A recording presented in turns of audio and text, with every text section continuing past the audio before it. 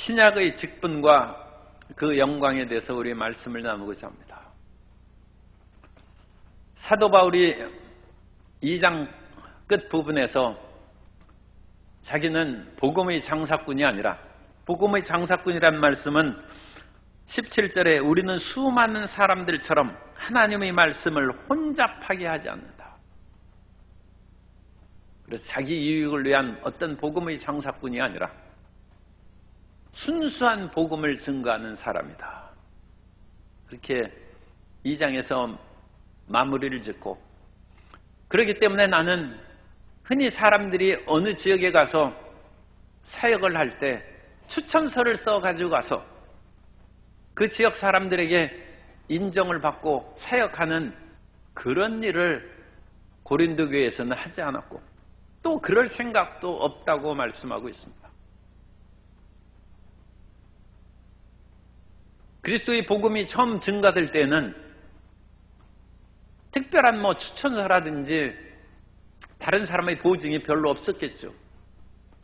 그런데 시간이 지나감에 따라서 이런 추천서나 보증이 상당히 힘있는 작용을 합니다. 오늘날 아빠 찬스라고 하는 선거관리위원회에서도 자기 자녀를 추천서를 써주고 그것을 공개해서 우리 아버지가 이 위원회에 근무하고 있다. 그것이 강력한 힘을 작용해서 그 지역에 그 위원회에 선발이 되고 취업이 됩니다. 추천서가 힘이 있는 것이죠. 그런데 교회에서 그렇게 추천서 받아가지고 참 이런 말씀 드리기는 그렇습니다만 소위 말해서 큰 교회나 여러 가지 대우가 좋은 교회에 추천서를 받아가지고 거기에서 담임 목사 한다면 교회가 과연 그거 올바르겠느냐, 이제 그런 생각을 우리가 할 수 있습니다. 나라의 공공기관도 그래서는 안 되죠. 나라의 공직자가 됐는데 이미 기존에 힘을 가진 사람들이 추천을 해줘서 기득권을 계속 옹호하고 그들의 자녀나 그 추천서를 받은 친인척들이 그 자리에 들어가면 아무 추천서가 없는 능력 있는 사람은 하늘만 쳐다보고 얼마나 낙심하고 좌절에 빠지겠습니까? 그러니까 현대에 있어서 오늘날 한국교회에서 아빠 찬스라고 하는 것을 온 국민들이 싫어하는 까닭은, 그러면 나라의 인재가 쓰임을 못 받고 오히려 공부 안 하고 딴짓하던 사람도 추천서만 잘 받으면 좋은 자리에 취업이 되고 들어가면 그 기관이 제대로 일을 할 수 있겠습니까? 그 기업에서 이 험난한 국제 경쟁 사회 속에서 그렇게 대충 지내던 사람이 그 기업의 중요한 일자리를 추천서를 받아가지고 들어간다면 그 기업을 살려고 발전시킬 수 있겠습니까? 그런데 이제 그런 외부적인 얘기는 그만하고 교회 문제에 대해서, 제가 신학대학원 다닐 때 어떤 분이 내가 좋은 교회를 추천해 주겠다고 그래서 내가 그때 추천을 받을 생각을 전혀 하지 않았어요. 왜냐하면 나는 교회는 추천받아서 가는 것이라는 것을 몰랐기 때문에. 그래가지고 거기 또 추천받아서 갔으면 좀 뭐가 좋아질 수가 있었을까 생각할 수도 있습니다만, 저는 지금까지 인도해 놓은 그 모든 길이 하나님의 가장 좋은 길로, 최상의 길로 인도함을 받았다고 생각하기 때문에 그때 추천 안 받은 것을 저는 조금도 후회하지 않습니다. 그런데 그것을 나중에 생각하니까 이게 굉장히 중요한 문제더라고요. 교회에서도 아는 사람 또는 뭔가 자기 편에 코드가 맞는 사람을 추천해서 그 교회에 넣는 거예요. 이 한국교회가 겨우 140년밖에 안 됐어요. 그런데 벌써부터 우리가 4대 5대의 크리스찬이라고 해서 4대 5대를 한국교회에서 다니니까 한 3, 4대 지나면 웬만큼 유명한 목사님의 자제라든지 그런 교회는 알 사람은 압니다. 그러면 그런 사람들을 추천해가지고 받아들이면 성령의 역사가 어찌 되겠느냐. 지금 우리가 그것이 문제입니다. 그럼 하나님께서 자유롭게 성령의 충만함과 능력으로서 일할 사람들이 발탁이 될 수 없다는 거예요. 그래서 오늘 말씀은 바로 그것입니다. 내가 이 고린도 교회에 이미 예루살렘의 유력한 사람들에게 추천을 받은 사람이 이미 들어왔다는 것을 우리가 짐작할 수 있고, 그런 사람들은 사도 바울은 아무 추천수도 없는 그런 사람이기 때문에 그 사도 바울의 그런 말씀을 듣거나 그들의 가르침에 따르지 말라는 반대파들이 이미 형성되어 있었어. 그런 사람들이 고린도 교회를 이제 시끄럽게 하고 있었죠. 그런데 새삼 사도 바울이 내가 여러분들에게 그 나를 반대하는 사람들이 추천서 가져와서 내가 이러이러한 사람이고 이런 유력한 사람들의 천거를 받은 실력 있는 사람이라는 것을 나도 여러분 앞에 내세울 필요가 있겠느냐. 나는 전혀 그럴 생각도 없고 그럴 필요가 없는 것은 여러분이 나의 추천서고 여러분들이 내가 복음을 증거함으로 말미암아 예수님을 바르게 믿는 사람들의 증거가 되었기 때문이다. 그러므로 나는 종이 추천서가 아니라 나의 복음을 듣고 예수님을 믿는 여러분 한 사람 한 사람이 내가 하나님께로부터 쓰임받고 있다는 그 증거물이라는 증거. 사도 바울이 그럼으로써 담대하게 자기는 세상적인 이와 같은 일들로 인하여 자기를 더 권위를 세우고 사람들에게 신뢰를 받는 그런 일을 하지 않겠다고 얘기를 하고 있습니다.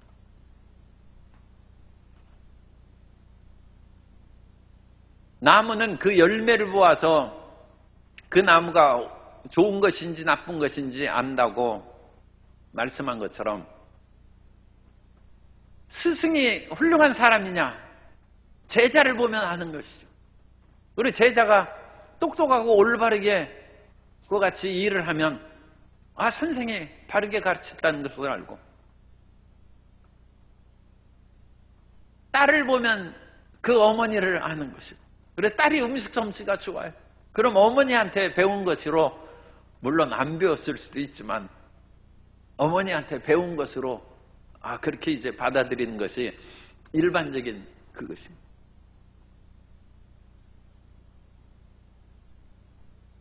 교인들을 보면 그 교회를 알 수 있다는. 그래서 순복음 교인들이 한국교회의 부흥과 성장에 큰 역할을 했는데 열심히 전도하고 소위 말해서 빨간 가방을 들고 다니면서 온 천지를 그렇게 뛰어다니면서 복음을 증거한 사람은 순복음 교인이라는 거예요. 그래서 뉴욕에서도 구역장 가방을 갖고 뛰어다닌 사람은 순복음 교인이라. 그래서 그 교인을 통해서 그 교회를 아는 것이죠. 마태복음 7장 16절 이하에 보면 그들의 열매로 그들을 알지니 가시나무에서 포도를 또는 엉겅퀴에서 무화과를 따겠느냐. 이와 같이 좋은 나무마다 아름다운 열매를 맺고 못된 나무가 나쁜 열매를 맺나니 좋은 나무가 나쁜 열매를 맺을 수 없고 못된 나무가 아름다운 열매를 맺을 수 없느니라. 그러므로 사도 바울은 나는 종이 추천서 그런 것으로 여러분 앞에서 힘을 얻고 신뢰를 받을 생각은 전혀 없다. 여러분 스스로가 생각해 보랍니다. 그래서 2절에 너희는 우리의 편지라. 고린도 교인들 여러분들이 이전에 하나님을 알지 못하고 우상 숭배하고 온갖 잘못된 죄악의 일로 가렸다가 사도 바울이 고린도 교회를 개척해서 세웠지 않습니까? 그래서 여러분들이 죄악의 길에서 벗어나고 사탄의 권세에서 벗어나서 마음의 평안과 기쁨을 얻는 그 삶을 사도 바울의 목회를 통하여 얻었다면 그야말로 사도 바울이 하나님께로부터 쓰임받은 그런 증거가 되고 그것이 추천서라는 거죠. 그래서 너희니까 우리의 편지라는 것입니다. 그리고 그것을 더 이제 포괄적으로 얘기하면 너희는 우리 3절입니다. 너희는 우리로 말미암아 나타난 그리스도의 편지다. 여러분들이 그리스도의 편지고 하나님께서 우리를 인정해 주신 증거가 된다는 것입니다. 그리고 이와 같은 편지는 추천서를 가져온 사람처럼 종이나 먹에 쓴 것이 아니라 너희 마음에 쓴 추천서요, 마음에 쓴 편지란 마음의 비석, 신비에 썼다는 것입니다. 오늘 이처럼 참 마음을 보고 사람을 뽑고 그 능력으로서 그 사람을 발탁하고 하는 그런 사회가 되면 훨씬 공정한 사회가 되죠. 그런데 사람의 그런 능력과 마음의 정직하고 올바른 것을 파악하는 데는 좀 시간이 걸립니다. 시간이 걸리니까 다른 사람의 추천을 받은 것을 많이 참조하기 마련인데 그런 참조하는 추천서가 오늘날 많이 신뢰도가 떨어져 가지고 자기에게 가까운 사람은 그냥 무조건 좋게 써요.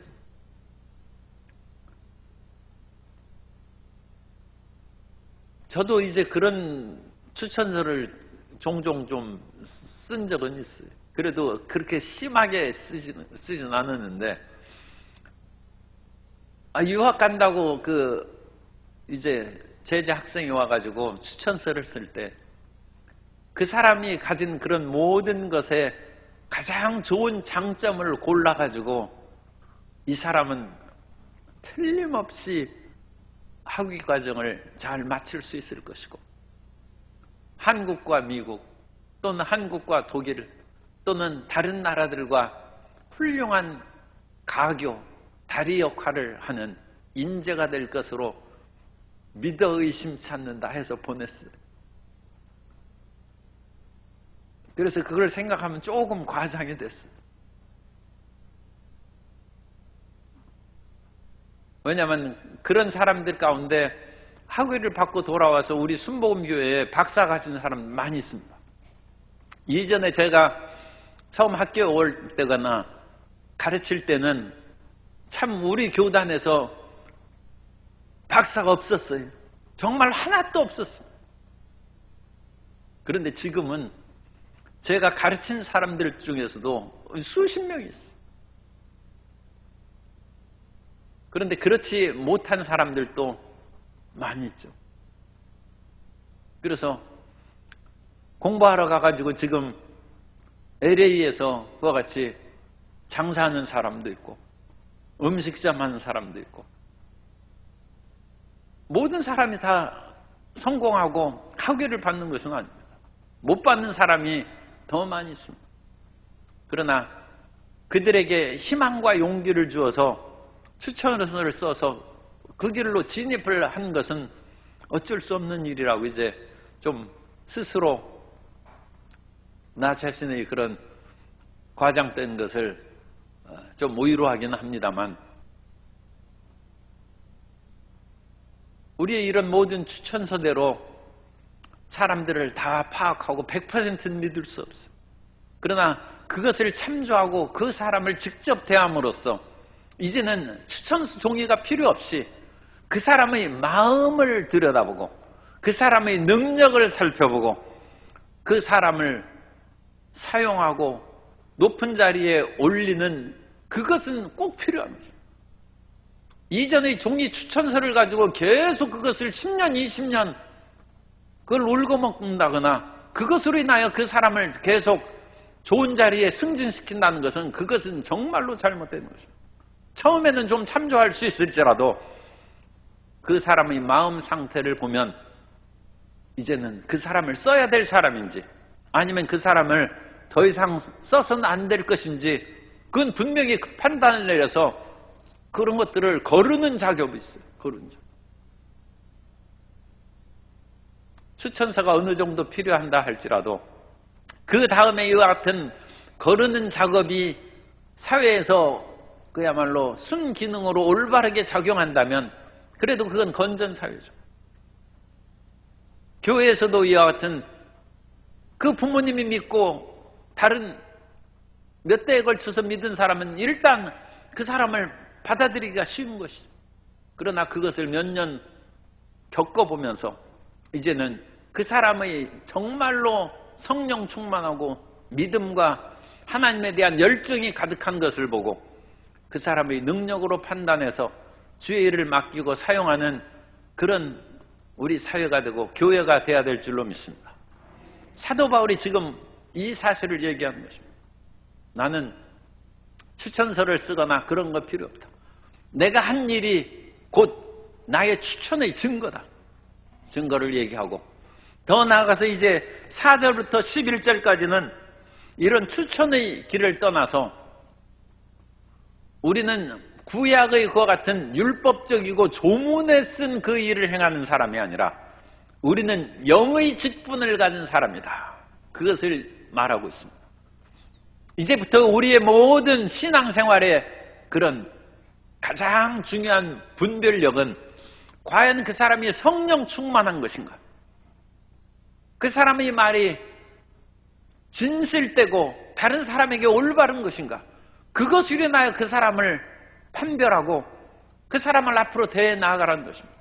그래서 우리는 의문, 쓰여진 그런 직분이 아니라 영의 직분을 쫓아 살아가는 사람이라는 것을 사도 바울이 강력하게 여기에서 우리에게 말씀하고 있습니다. 그것은 우리가 이제 신앙생활을 10년, 20년 할 때 우리 자신을 살펴봐야 돼요. 내가 이전에 이거 또 신뢰의 표현이 될 수도 있습니다만 어쨌든 여러 직분을 맡고 권사, 안수집사, 장로 직분을 맡고 또 여러 기관과 부서에서 회장했으니까 나는 훌륭한 사람이다. 그렇게 해서는 그것은 구약의 그런 의문의 직분이라. 그런 간판으로 얘기하지 말고 지금 내가 성령 충만하고 지금 하나님의 말씀에 순종하는 그런 믿음으로 모든 일을 행하고 있는가? 사람들의 인과관계에 매여서 어떤 일을 행하고 기관과 부서의 일을 결정하는가? 아니면 함께 기도하고 골방에서 기도하면서 성령의 음성을 쫓아서 기관과 부서들이 나아갈 방향을 결정하는가? 그게 영의 직분이라는 거예요. 우리가 어떤 그와 같은 틀에 박힌 그것으로 인해 가지고는 모든 제도와 기관은 시간이 지나면 그것은 날 가지고 더 나쁘게 얘기하면 부패합니다. 그러므로 그런 것으로 인해서 지금까지 해온 그런 일이기 때문에 그대로 해 나가야 된다. 그것이 국가기관에서도 많이 있고 일종의 관행이라는 건. 우리나라에서 제일 어려운 문제 가운데 하나가 교육제도를 개선하는 것인데 교육제도를 개선하는 것에 대해서 말만 하면 그 사람은 문매를 맞게 돼 있어요. 이게 워낙 이것이 어려운 문제이기 때문에 좋은 얘기하거나 나쁜 얘기하거나 그것을 건드리면 참 힘든 상황에 이제 빠져들게 말이에요. 그래서 우리나라에서 주택 문제하고 교육 문제는 지도자들이 얘기를 안 하는 것이 좋습니다.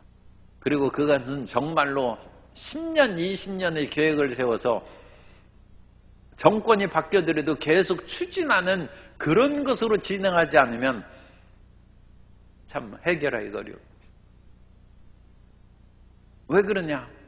모든 것이 관행이 돼가지고 그런 틀 안에서 굴러갑니다. 그래가지고 이 틀 안에서 진행되는 그것은 모순이 잘못된 것이 굉장히 많아요. 굉장히 많은데 그걸 건드리면 다 그냥 나가 떨어지는 거예요.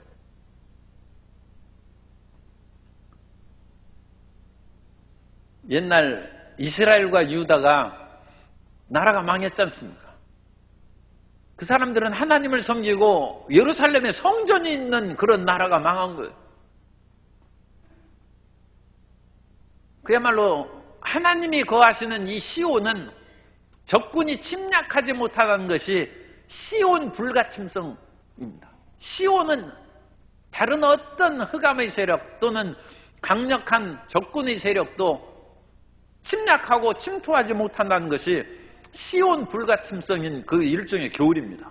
그런데 이 교리가 깨뜨려지고 나라가 망하고 바벨론의 군대들이 성전에 들어가서 그걸 다 무너뜨렸어요. 아니 세상에 어찌 이런 일이 있겠습니까? 잘못된 종교 습관과 관행이 하나님의 뜻하고 정반대로 흘러가니까 하나님이 그들을 그냥 심판하십니다. 오늘 우리는 우리 자신의 그런 종교적 관행에 빠지면 안 됩니다. 우리는 항상 성령의 새롭게 하심을 통해서 새로운 열심과 건전함으로 하나님을 섬겨야 될 줄로 믿습니다. 그리고 우리 자신이 그와 같은 성령의 음성에 순종하는 마음을 가지면 우리가 봉사하는 기관, 부서, 구체적으로 얘기를 하면 또 오해를 하기 때문에 지금 제가 듣는 여러 우리 교회의 그런 기관과 부서들도 너무 관행적으로 진행되기 때문에 그대로 행하고 그런 순수한 봉사와 열심 있는 공과 공부와 성경 공부를 안 한다는 얘기가 있어요. 이제까지 내가 이 부서에서 10년, 20년 내가 봉사했다. 하자는 대로 하자. 밀고 나가는. 그러나 우리의 마음을 새롭게 함으로 말미암아 자기 마음을 성령에 따라서 새롭게 하면 기관과 부서들도 새롭게 그걸 고쳐야 됩니다. 전에 그 삼성 회장이 마누라만 빼놓고는 다 바꾸라고 그랬잖아요. 참 훌륭한 그런 남편입니다. 아내는 조강지처럼 못 바꾼다고 원래 우리나라에 옛말부터 있어요. 그래서 사람도 어쩔 수 없이 그와 같이 뭐 바꾸는 사람도 있습니다만 이미 바꾼 걸 어떻게 하겠어요. 그러니까 이미 바꾸는 것은 제가 다 받아들입니다. 그런데 바꿀까 말까 한 사람한테는 저는 절대 바꾸지 말라고 그래요. 그래서 아내 외에는 또 반대로 남편 외에는 다 바꿔야 돼요. 남편 외에는 다. 왜냐하면 모든 조직과 제도는 날 가지고 부패하기만 해요. 그런데 우리는 성령 안에서 날로 새롭다. 성령의 새로운 음성을 우리가 순종해서 나가는 그 길밖에 우리가 죄악에서 벗어나고 새롭게 되는 길이 없습니다.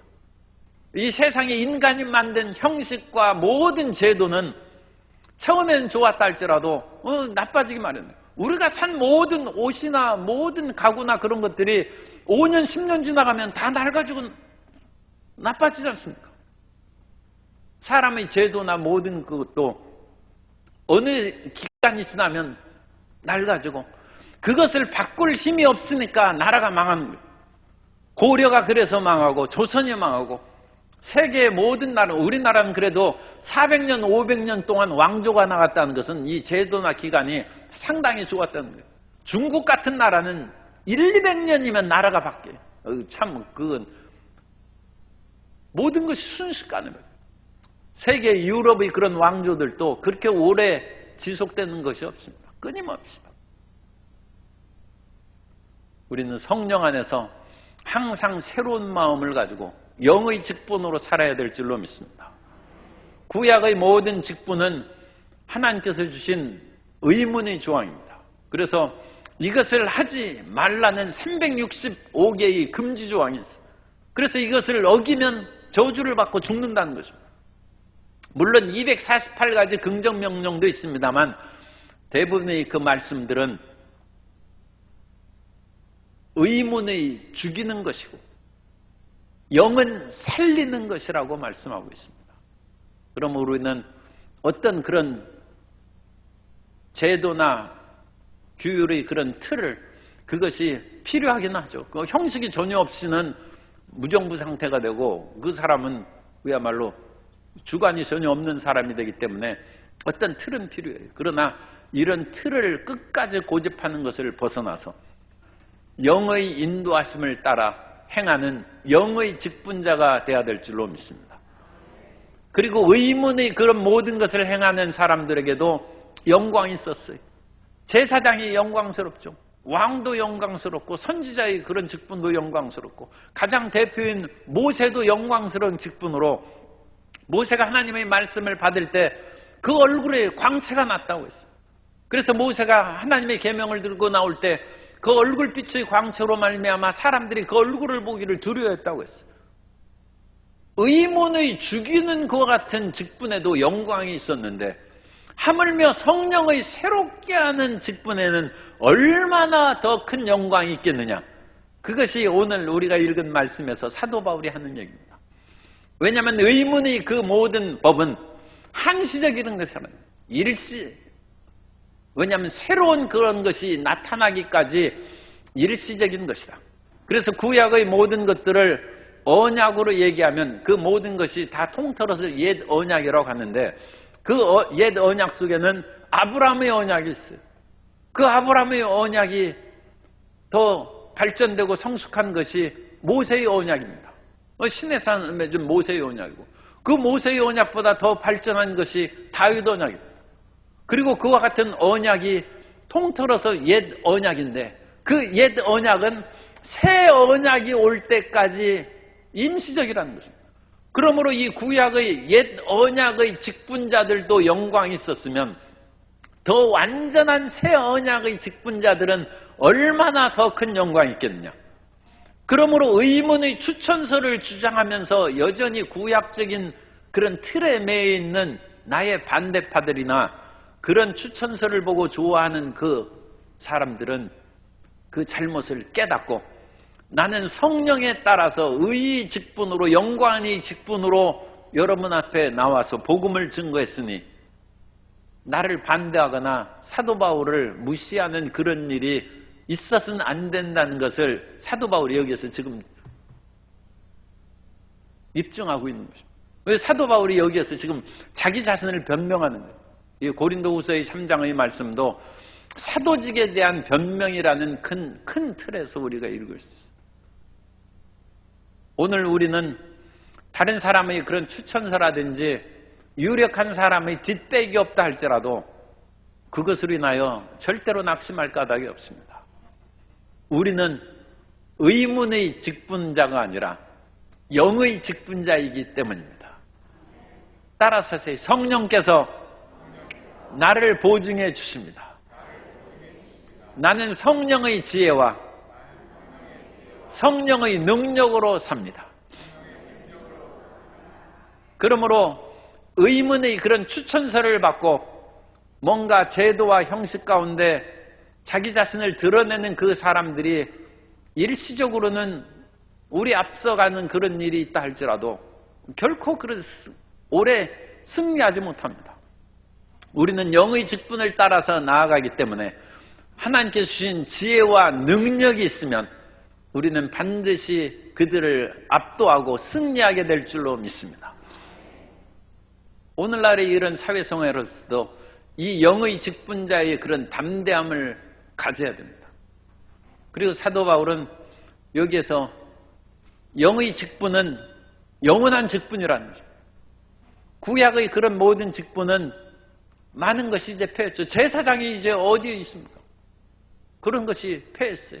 짐승을 잡아서 제사를 흘리고 피 흘리는 그런 직분이 예수 그리스도의 십자가로 말미암아 완성이 되고 이제는 누구든지 예수님 앞에 나아가서 십자가의 대속의 은혜를 믿고 기도하면 그리스도 예수의 깨어짐과 흘리신 피를 통해서 하나님이 보좌 앞에 나아가는 길이 열렸다는 것입니다.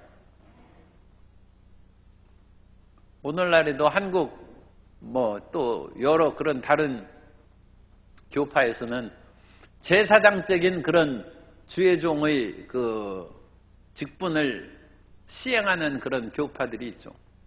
그러나 오늘 우리는 개신교에서는 만인 제사장입니다.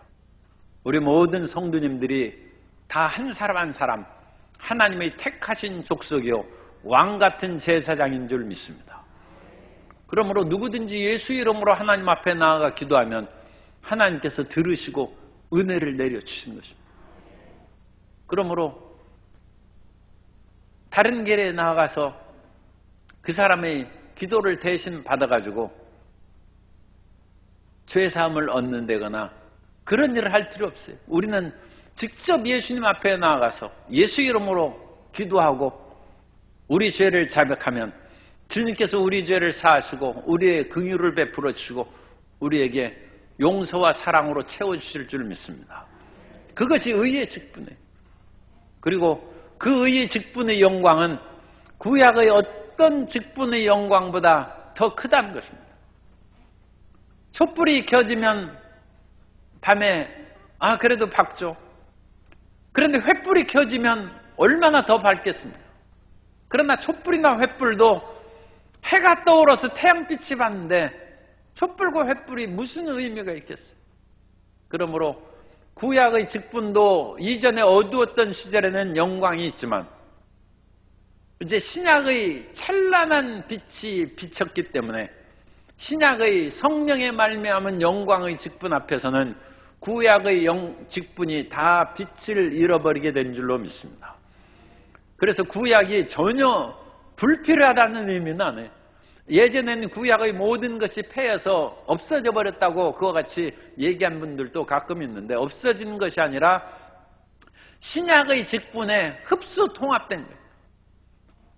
십계명도 유익한 것입니다. 오늘날에도 어린 자녀들에게는 십계명을 가르치고 그 계명에 어긋나지 않도록 몸과 마음을 잘 지키라고 해야 돼요. 그러나 그 계명에 끝까지 머무르면 안 돼요. 우리는 십계명을 마음에 받아들이되 이제는 성령의 인도하심을 받아서 십계명을 오히려 온전하게 지키는 사람이 되어야 될 줄로 믿습니다. 예수님 당시에 바리새인들이 십계명 당연히 지키죠. 그런데도 예수님께서 책망한 것은 도둑질하지 말라 하면서 마음에 도적하는 마음이 가득하고 그러기 때문에 너희가 실질적으로는 도둑질 안 했을지라도 도둑질한 거나 마찬가지라는 예수님이 책망을 받았어요. 그러나 우리는 실질적으로 도둑질하지 않을 뿐만 아니라 마음 가운데도 그와 같은 탐심과 남의 것에 대한 욕심을 제거해버림으로 말미암아 온전히 하나님의 말씀을 지키고 온전히 십계명을 지키는 하나님의 자녀가 되어야 될 줄로 믿습니다. 그러므로 이와 같은 일을 하는 직분은 훨씬 구약보다 영광스러운 직분이라는 것입니다. 그래서 사도 바울은 추천서의 문제에서부터 시작해서 구약의 직분과 신약의 직분의 차이를 얘기합니다. 오늘날 우리는 우리가 가지고 있는 그런 모든 직분이 성령의 말미암아 우리에게 주신 직분인 것을 깨닫고 성령의 직분이라는 것은 무작정 그와 같이 감투를 써준 것으로 인하여 직분에 빛이 나는 것이 아니라 신약의 직분은 성령에 순종함으로써 우리가 빛이 나는 직분인 것을 깨닫고 일마다 때마다 기도하고 성령의 인도하심을 받아서 살아가는 성도 여러분 되시기를 주님 이름으로 축복합니다. 따라서 하세요. 나는 성령의 직분을 받았습니다. 성령의 음성을 듣습니다. 성령의 가르침에 순종합니다. 그리하여 하나님께 영광을 돌립니다. 아멘.